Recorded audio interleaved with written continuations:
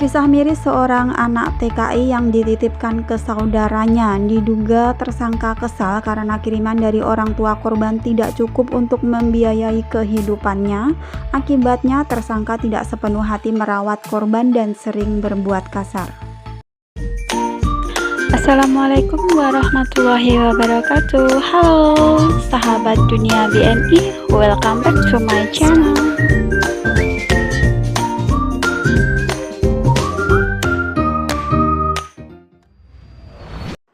Berita hari ini sedih banget ya teman-teman, dimana ada anak seorang TKI dititipkan ke kerabatnya, ke saudaranya, tapi anak itu malah diperlakukan tidak baik hingga dia meninggal dunia.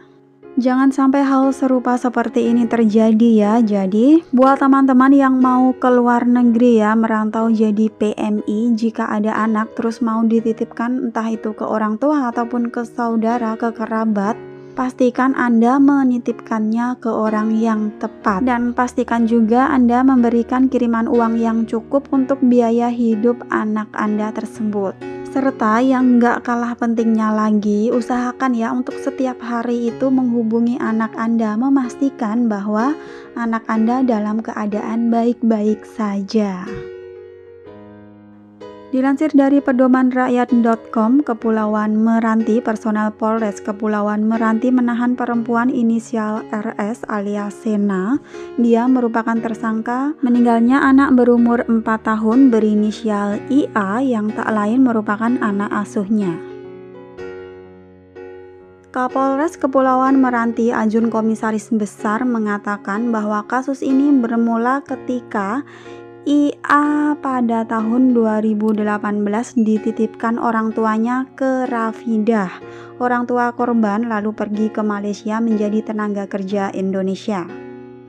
Selanjutnya pada tahun 2020 Rafidah menitipkan korban kepada pelaku atas nama Sena. Antara pelaku dengan orang tua korban masih mempunyai hubungan kekerabatan. Pelaku ini adalah adik ipar dari orang tua perempuan korban, kata Andi pada hari Jumat petang 20 Agustus 2021. Selama pengasuhan pelaku atau Sena ini, korban sering mengalami penganiayaan ya. Korban kemudian meninggal dunia pada tanggal 11 Agustus 2021 lalu dan dikuburkan oleh kerabatnya di Desa Tanjung Sama, Kecamatan Ransang, Kepulauan Meranti.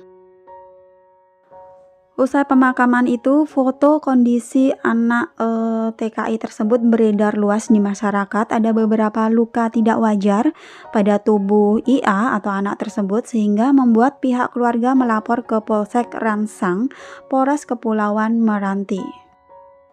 Polisi sempat menginterogasi pelaku, di mana pelaku menyebutkan bahwa anak tersebut meninggal dunia karena demam dan diare. Terkait luka di kepala korban, pelaku menyebutkan karena bisul yang dialaminya sejak bulan Juli 2021. Lalu pelaku menyebut kalau korban juga sempat jatuh di WC. Pelaku menyebut telah mengobati korban dengan memberikan obat dan vitamin. Serangkaian penyelidikan terus dilakukan. Selanjutnya, petugas meminta tim forensik dari Rumah Sakit Bayangkara Polda Riau untuk melakukan autopsi terhadap jasad IA. Makam korban digali pada tanggal 13 Agustus 2021 berlangsung dari siang hingga petang hari. Petugas medis menemukan unsur-unsur kekerasan benda tumpul pada sejumlah bagian tubuh korban. Selain itu juga ditemukan tanda-tanda gizi kurang dan pendarahan pada otak akibat kekerasan benda tumpul. Berdasarkan bukti-bukti mulai dari keterangan saksi dan hasil autopsi, polisi menetapkan pelaku sebagai tersangka. Pelaku akhirnya mengakui semua perbuatannya. Tersangka mengaku menyesal atas perbuatannya. Dia mengaku karena faktor ekonomi. Diduga tersangka kesal karena kiriman dari orang tua korban tidak cukup membiayai kehidupannya. Akibatnya, tersangka tidak sepenuh hati merawat korban dan sering berbuat kasar. Atas perbuatannya, tersangka dijerat dengan pasal 80 ayat 3, JO pasal 76C UU nomor 35 tahun 2014 tentang perubahan atas UU nomor 23 tahun 2002 tentang perlindungan anak. Kasihan sekali teman-teman, adik atas nama IA ini masih kecil, masih berusia 4 tahun. Innalillahi wa inna ilaihi rojiun. Semoga adik IA surga adalah tempatmu ya dek, dan semoga keluarga yang ditinggalkan diberi ketabahan. Amin amin ya rabbal alamin. Next, berita menaker Ibu Ida Fauziah menyebutkan sejumlah negara tolak pekerja RI yang divaksin Sinovac. Tanpa menyebutkan alasan logisnya, Menteri Ketenagakerjaan atau Menaker Ibu Ida Fauziah menyebutkan beberapa negara menolak pekerja migran Indonesia atau PMI yang divaksinasi menggunakan vaksin Sinovac. Beberapa negara hanya disebutkan tak mengakui vaksin Sinovac sehingga menolak warga negara asing yang divaksinasi menggunakan vaksin asal Cina tersebut.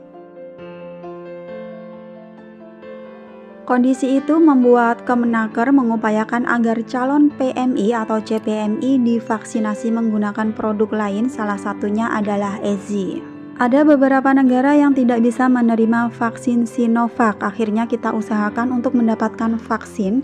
Misalnya yang terakhir kita laksanakan di kantor itu dengan EZI. Kita menyesuaikan dengan kebutuhan negara penempatan, kata Kemenaker dalam rapat kerja dengan Komisi 9 DPR RI pada hari Selasa 24 Agustus 2021. Namun ternyata di sisi lain masih banyak CPMI yang menolak divaksinasi. Kemenaker pun menghimbau agar para calon pekerja migran Indonesia bersedia untuk divaksinasi. Ternyata mereka itu juga banyak yang menolak vaksin, jadi akhirnya pemerintah bikin video meminta mereka benar-benar untuk datang gratis vaksinnya dan ada privilege bagi mereka yang divaksin. Di Taiwan, di Hong Kong misalnya ada beberapa privilege yang diberikan kalau divaksin. Ibu Ida menekankan bahwa vaksinasi diperlukan setidaknya untuk kepentingan diri sendiri, selain itu untuk keselamatan orang lain juga dari paparan COVID-19. Saya rasa semua CPMI ini sangat mengharapkan ya untuk bisa mendapatkan vaksin, karena yang saya dengar untuk mendapatkan vaksin EZI ini sangat kesulitan karena kurangnya jumlah vaksin yang ada di Indonesia. Semoga untuk semua CPMI bisa segera mendapatkan vaksin yang pastinya sesuai ya, yang diterima untuk seluruh negara penempatan, dan semoga untuk negara penempatan yang belum dibuka seperti Taiwan, Korea, dan lainnya bisa segera dibuka. Amin amin ya rabbal alamin. Thanks for watching and see you next video.